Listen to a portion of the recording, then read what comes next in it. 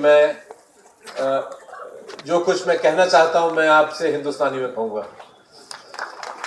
और मुझे उम्मीद है कि गुलबर्गा कालाबुर्गी के लोग जो हैं ऐतिहासिक और सांस्कृतिक वजहों से कारणों से मेरी बात को समझ पाएंगे।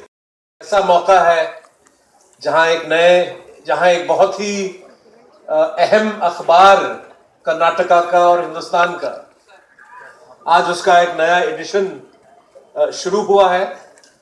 और मुझे बेहद खुशी है कि मुझे आज यहाँ पे इस मौके पे, इस अवसर पे, इसके उद्घाटन के लिए बुलाया गया। मैं तहे दिल से शुक्रिया अदा करना चाहता हूँ। और इसी इस अखबार का जो मकसद है, इस अखबार का जो पर्पस है, इससे जुड़े हुए मैं आपसे कुछ बातें रखना चाहूंगा। दोस्तों, इन दिनों वोट चोरी का शब्द काफी इस्तेमाल किया जा रहा है। अब मैं नहीं जानता हूं कि सही मायने में वोट चोरी हो रहा है या नहीं हो रहा है, लेकिन एक बात मैं बहुत साफ शब्दों में कह सकता हूं कि अगर वोट चोरी हो रहा है तो वोट चोरी से पहले इस देश में, हमारे इस मुल्क में खबरों की चोरी हुई है। तो खबर चोरी, समाचार को एक तरह से लोगों से दूर, ये बीमारी हम 2014 से देख रहे हैं, जब हिंदुस्तान के लोगों को सबसे ज्यादा जरूरत थी एक ऐसे मीडिया की जो ईमानदारी से, सच्चाई से अपना काम करे, जो देश के तमाम जो मसाइल हैं, जो समस्याएं हैं, उस पर वो रोशनी डाले, जो हमारे हुक्मरान हैं, जो हमारे नेता हैं, उन तक आम जनता की बात पहुंच पाए, उन तक आम जनता के जो सवाल हैं वो पहुंच पाए। पिछले 10 साल में, पिछले 11 साल में इतनी जरूरत रही है इस चीज की, लेकिन मैदान जंग में हिंदुस्तान का जो बड़ा मीडिया है वो गायब है। न सिर्फ गायब है, बल्कि मेरा मानना है कि जो काम हिंदुस्तान का बिग मीडिया कर रहा है वो डेमोक्रेसी को दफनाने का काम कर रहा है। इस देश में जो सांप्रदायिक सौहार्द है उसको दफनाने का काम कर रहा है। इस देश की जो संस्कृति है, इस देश की जो फेडरल स्ट्रक्चर है, इस देश के तमाम जो हमारी जमहूरियत है, तमाम जिन चीजों के लिए हमारे एंसेस्टर्स ने लड़ाइयां लड़ी अंग्रेजों के खिलाफ, उन तमाम चीजों को दफनाने के लिए बड़ा मीडिया हिंदुस्तान का काम कर रहा है। मीडिया, अगर बिग मीडिया मैदान जंग से निकल जाए, अगर वो जब जरूरत पड़ती है वो गायब हो जाते हैं, तो उस खला में, उस वैक्यूम में जाहिर है कि नया मीडिया पैदा होगा। एक आजाद मीडिया, एक जिम्मेदार मीडिया, भले ही छोटा हो, भले ही बिखरा हुआ हो, लेकिन ये नया इंडिपेंडेंट मीडिया अपना काम कर रहा है।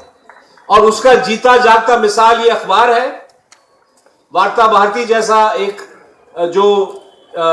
जिसकी शुरुआत मैंगलोर में हुई, उसके बाद कर्नाटका के अलग अलग शहरों में ये फैल चुका है, और अब जो है आपके प्यारे शहर में भी नॉर्दर्न कर्नाटका के लोगों तक पहुंचाने का ये काम, अहम काम जो है वार्ता भारती करेगा।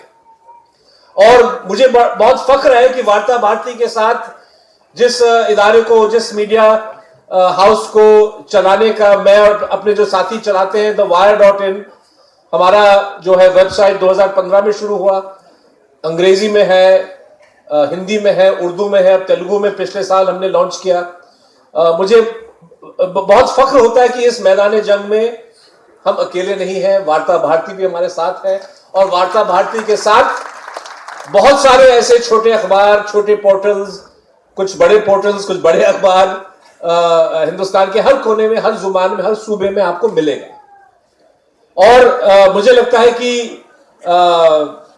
अक्सर ये इल्जाम हम लोगों पे लगाया जाता है कि भाई आप लोग अपने आप को आजाद मीडिया बोलते हो, लेकिन आपकी पहचान सिर्फ यही है कि आप सरकार के खिलाफ हो, आप नरेंद्र मोदी के खिलाफ हो, आप बीजेपी के खिलाफ। और मैं कहता हूं देखिए, हमारा काम किसी की मुखालफत करना नहीं है। मैं इस बात को नहीं मानता कि चाहे वार्ता भारती हो, चाहे हम किसी पार्टी विशेष, किसी नेता विशेष के खिलाफ हैं, किसी सरकार के खिलाफ हैं। मैं समझता हूं कि हम संविधान के पक्ष में हैं। हिंदुस्तान का जो आईन है, हिंदुस्तान का जो संविधान है, अब इसके पक्ष में हम अपनी आवाज उठाते हैं और उस संविधान से हमको ताकत मिलती है, उस संविधान से तमाम जो हमारे अधिकार हैं वो निकल आती हैं। और संविधान के अलावा मेरा इंडिपेंडेंट मीडिया चल रहा है और जो अपना काम कर रहा है, ये भी हिंदुस्तान के अंग्रेजों के खिलाफ जंग आजादी का एक हिस्सा था। लोगों की आवाज को हुक्मरानों तक पहुंचाने का काम जो चल रहा है, उसमें ये थी। पता नहीं आप में से कितने लोग मौलवी मोहम्मद बाकिर का नाम जानते हैं।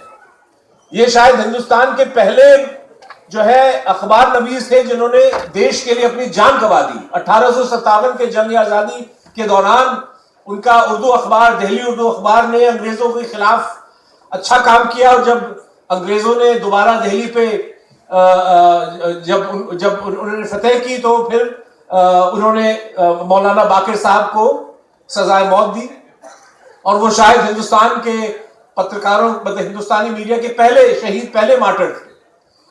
इसके अलावा और भी नाम है जिन्होंने अपने प्रोफेशन के लिए, अपने काम के लिए अपनी जान गंवा दी। गणेश शंकर विद्यार्थी कानपुर में शहीद हुए। लेकिन इसके अलावा और भी हमारे लोग हैं, उनकी पहचान शायद अलग है, जैसे शहीद भगत सिंह है, डॉक्टर बी.आर. अम्बेडकर हैं। उन्होंने भी हिंदुस्तान में मीडिया को आगे बढ़ाने का काम किया, योगदान किया।